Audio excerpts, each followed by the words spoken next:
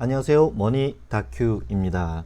자, 오늘 또 굉장히 코스피가 급등을 해줬습니다.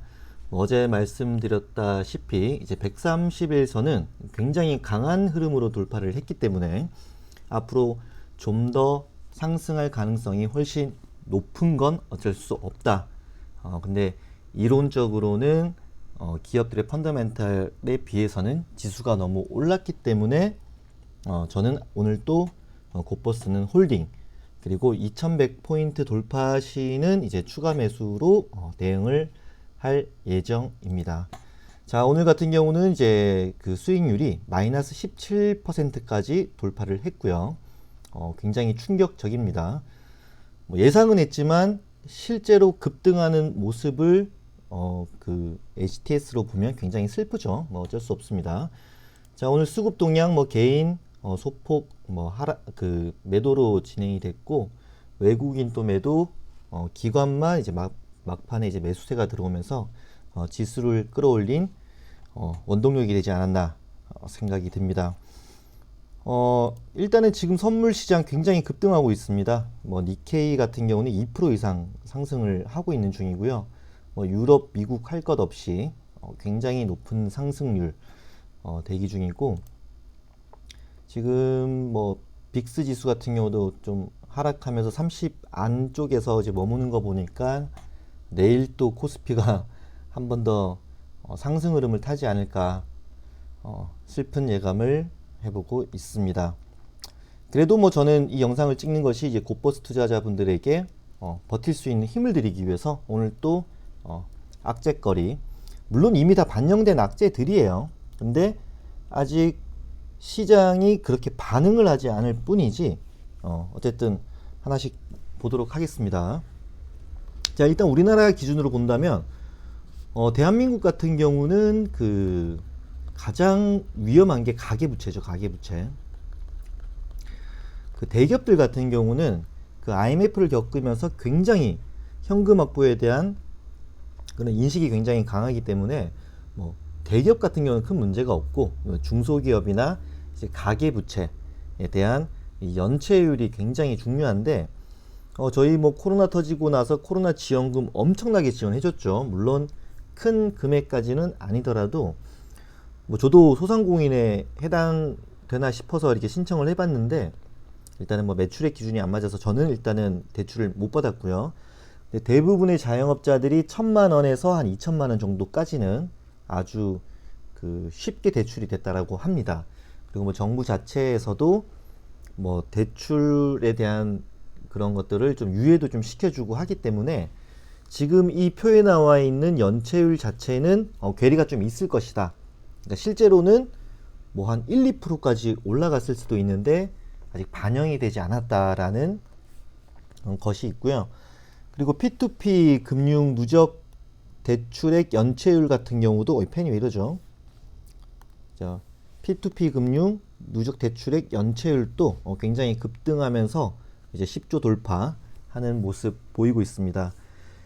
이 연체가 많이 된다라고 하는 거는 어쨌든 실물 경기가 굉장히 안 좋다.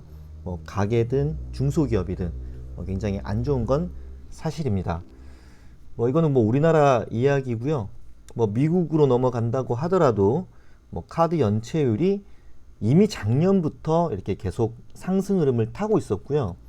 뭐 이런 안 좋은 분위기들이 계속 보여졌기 때문에 작년부터 이제 2020년도는 경제 위기가 한번 올 것이다 라는 전망들이 쏟아져 나왔던 거고, 근데 코로나로 인해서 급락했던 것들이 어마어마한 유동성으로 다시 회복을 한 지금이죠. 그리고 제가 오늘 유튜브 영상 중에 굉장히 좀 재밌는 자료가 있어서 한번 소개해 드리고자 합니다. 자, 815 머니톡 제가 굉장히 즐겨보는 방송인데요. 여기 김기현 데이터 노우즈 대표님께서 그 미국의 심각한 오토론에 대해서 이야기를 하시더라고요. 일단은 90일 이상 자동차 대출 연체 금액이 이미 그 옛날 서브프라임 때 그 수준을 이미 훌쩍 넘었다. 뭐 연체율도 비율로 따져서도 2008년도 9년도 그때 시기와 거의 근사치까지 왔다라는 이야기를 하고 있는데, 이 또한 코로나가 터지기 이전 데이터이기 때문에 이제 1분기, 2분기로 기준점을 잡는다고 하면 뭐 요 금액이 요렇게 올라가지 않을까 라고 예상을 해볼 수 있는 거죠. 일단은 미국 같은 경우는 실업률이 4천만 명을 돌파했기 때문에 사실상 빠른 반등을 하는 거는 거의 불가능에 가깝다. 뭐 이런 실물 경제 위주로만 저희가 판단을 해서 이제 곧버스를 계속 유지하고 있잖아요. 근데 어쨌든 저희는 너무 성급하게 들어갔기 때문에 이번 투자는 실패한 게 맞습니다. 실패한 건 맞아요. 그 접근 타이밍에 대해서 실패한 거는 저희가 충분히 인정을 하고, 어쨌든 이 시장이라는 것이 어쨌든 그 제 가치를 찾아간다는 그 이론 하에 저희는 뭐 저희는이 아니죠. 뭐 저 같은 경우는 조금 더 버텨볼 생각을 하고 있습니다. 야, 근데 코스피 다시 봐도 굉장히 강하죠. 볼 때마다 놀랍습니다. 어떻게 이렇게 상승을 할 수 있는지. 유동성의 힘은 굉장히 대단하다. 뭐 이번에 이제 곧버스에 들어가신 분들은 한 가지 확실하게 아셔야 되는 게, 이제 엄청난 유동성 플러스 저금리는 아무리 악재가 터지고 실물 경기가 안 좋더라도 증시를 급등시킨다. 이거는 솔직히 처음에 그런 얘기가 굉장히 많았어요. 뭐 연준에 맞서지 말라. 앞으로는 다시는 맞서지 않겠습니다. 하지만 이미 시작된 싸움이기 때문에 저는 끝까지 가보고자 하고요. 오늘 같은 경우도 특히 뭐 엄청난 뭐 악재 뉴스거리가 있다거나 뭐 이런 거는 없어서 뭐 기존에 있던 자료들을 한 번 더 설명드리는 걸로 영상을 마치도록 하겠습니다. 자, 여러분 모두 수익 내는 주식 투자 하시길 바라겠습니다. 자,